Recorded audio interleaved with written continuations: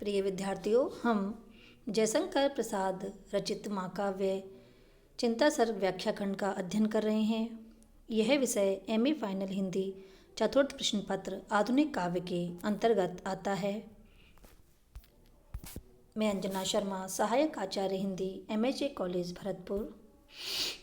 हमारी आज की व्याख्या है, उनको देख कौन रोया, यों अंतरिक्ष में बैठ अधीर, व्यस्त बरसने लगा अश्रु में यह प्रलय हलाहल नीर। हाहाकार हुआ कृदन में, कठन कुलिश होते थे चूर, हुए दिगंत बधिर भीषण रब बार बार होता था क्रूर। अंतरिक्ष यानी आकाश, व्यस्त यानी सघन घने रूप में, अधीर यानी क्षुब्ध, अश्रुमय यानी नेत्रों का जल, प्रलय यानी प्रलय का या मूसलाधार वर्षा, हलाहल नीर यानी गरल या विषनाशक। प्रसंग। प्रस्तुत छंद में मनु कहते हैं कि आज उन्हीं पशुओं की पूर्णाहुति से उत्पन्न होने वाली आग की ऊंची ऊंची लपटें प्रलय के समुद्र में ऊंची ऊंची लहरों का समूह बनकर कैसी जल रही हैं।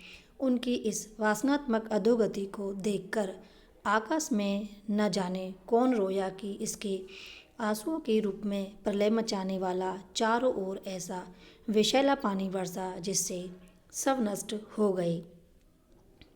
मनु कह रहे हैं कि देवों की भौतिक भोग वासना की अति और तजन्य दुष्कर्म देखकर आकाश में न जाने कौन अधीन होकर इतना रोया कि उसका आंसू ही प्रलय का गरल जैसा नाशक जल बनकर घने रूप में इस प्रकार वर्षा, जिसके प्रभाव से सभी का नाश हो गया।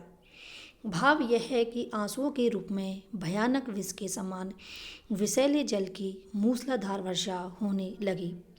प्रस्तुत छंद में विशेष भाव हैं स्मृति, चिंता, विषाद, दैन्य और भय के भाव अभिव्यक्त हैं।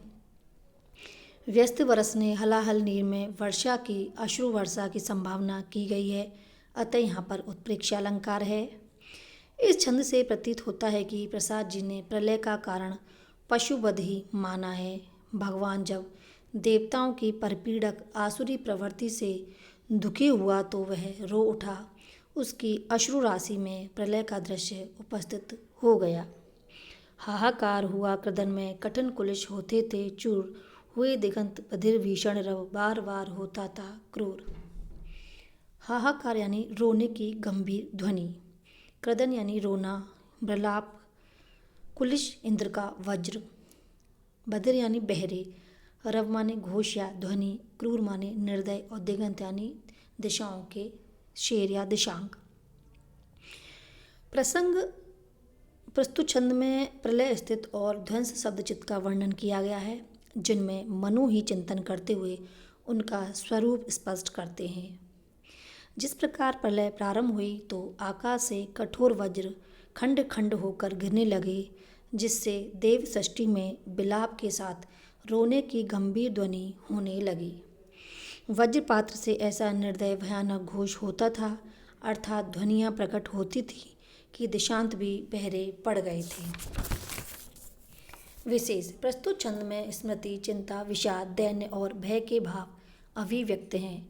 अत्यंत शुक्ति ध्वनित है। भीषण रव हेतु तथा दिगंत बधिर हेतु यह कार्य एक साथ वर्णित है, अतः हेतु भी है। कठिन कुलिश में छेकानुप्रास है। कृदन में को भी साथ लिया जाए तो यहाँ पर छेकानुप्रास अलंकार का प्रयोग कवि के द्वारा प्रस्तुत छंद में किया गया है। आगे की व्याख्या हम अगली वीडियो के अंतर्गत करेंगे। धन्यवाद।